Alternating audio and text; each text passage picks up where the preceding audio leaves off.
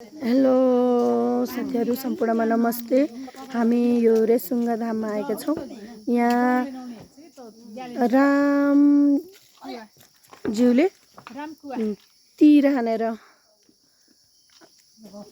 हानिसकेपछि निक्लेको यो पानीको कुण्ड हो, जहाँ रामकुवा भनेर यहाँ नाम राखिएको छ।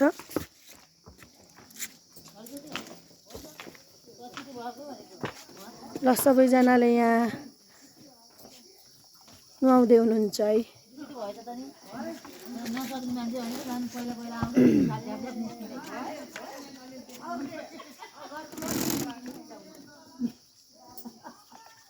चस्मै फाल्यो उसले पानीले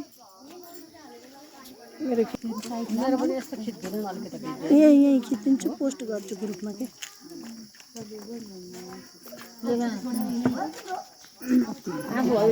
हुन्छ नि त ओके